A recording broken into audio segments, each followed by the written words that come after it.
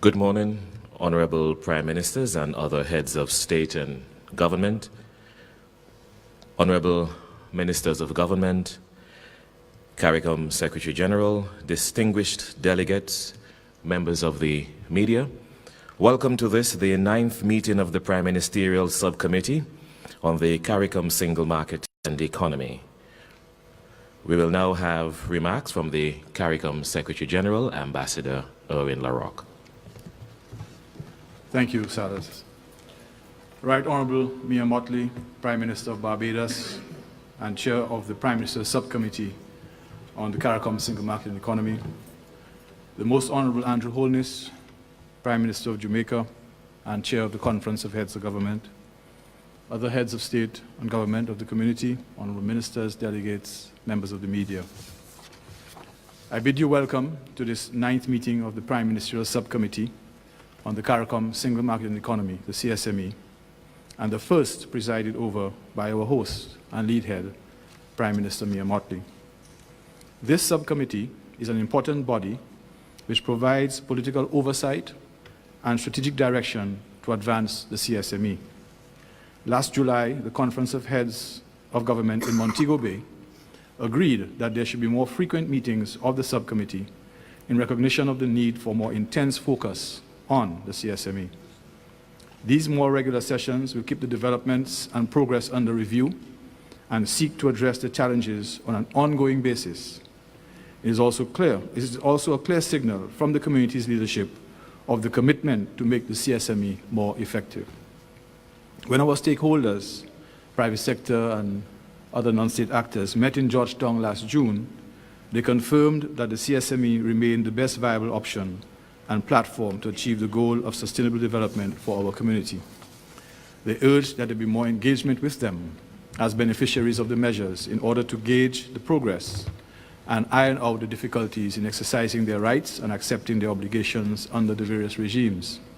We must therefore put in place a system of consultations at both the national and regional levels to involve the private sector, labor, the youth, and other stakeholders more intimately in the process. This would make for more effective decision-making and implementation while creating the feeling that we are all in this together. An important aspect of moving the process forward is the need for member states to make every effort to implement the agreed commitments and obligations. The approved implementation plan sets out time frames for so doing in the short, medium, and long terms. The efforts to fulfill these requirements will be a significant and positive signal that we mean business. The Council for Finance and Planning, COFAP, meeting here yesterday, agreed to a time frame to implement a number of elements of the single economy that would enhance the effective use and operation of the single market. The sessions today and yesterday are setting the stage for the special meeting of heads of government later this year, devoted solely to the CSME. The momentum coming out of the Montego Bay meeting of the conference is being maintained, and we must seize the moment and ensure that our efforts bear fruit. The citizens of our community are looking and deserve no less. I thank you very much.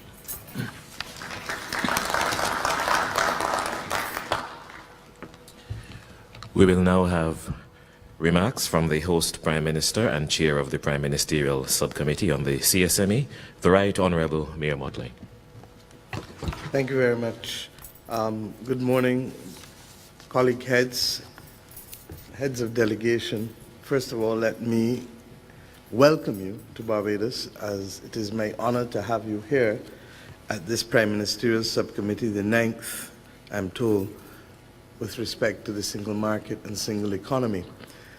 For us, it is a distinct pleasure to have, I think we have 6 heads of government in a subcommittee.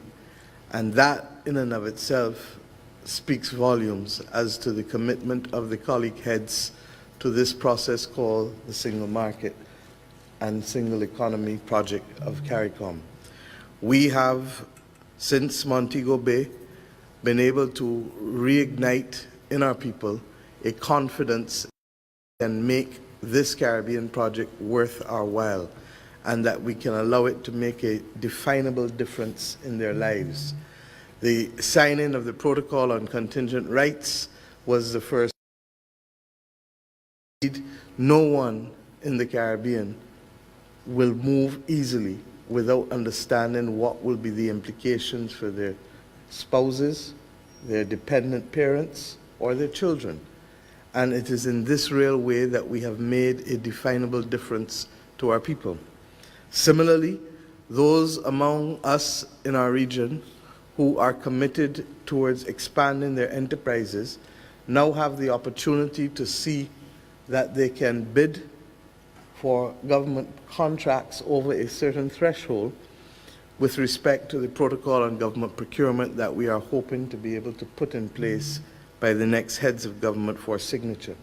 The fact that COFA has met twice in the last 4 months, having not met for 5 years, is also a signal of our intention to be serious about the region's business. We have before us a number of other projects that require our urgent attention. Some have been identified, some are in process, and some are to be put back fully on the agenda. I refer specifically to the need for us to make life easier for those of our citizens, and by citizens I don't only mean individuals but companies who want to move between our countries and who want to do so without having to re-register and pay significant sums of money in each territory in order to do business.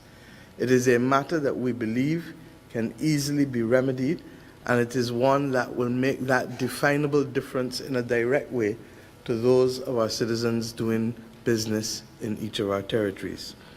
We remain committed, even as we do all of this, and even as we meet in special session of heads in Port of Spain later this year, we remain committed to being able to identify how best we can reach the single market in single domestic space in transport and the single domestic space in communications.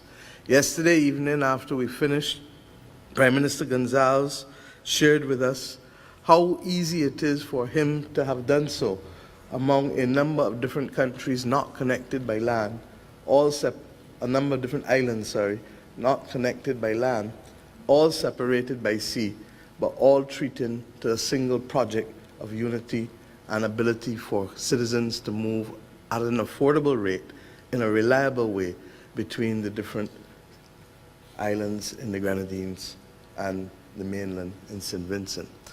If it can be done there, and if it can be done in Grenada and CARICOM, then it is absolutely essential that we recognize that it is our duty to make it possible between these islands and these countries within CARICOM. I look forward to us also in this meeting being able to address in caucus some key strategic issues pertaining to security of our energy supplies, issues pertaining to resilience of our telecommunications, issues pertaining to how best we may assist one another in treating to this difficult hurricane period, recognizing that only just 1 year ago, too many of our countries, not just within CARICOM, but within the Caribbean, were exposed to the cruelest elements of nature. And within a matter of hours, their reality became completely different from that which they thought they had before the passage of two of the worst hurricanes in this region's history. So, friends and colleagues, our business is set today. Today is but one step towards the larger meeting in December, where we will not only address these matters that are taking us along this course, but we will also, by December, start to address some of the larger issues with respect to structure and equity with respect to the single market project.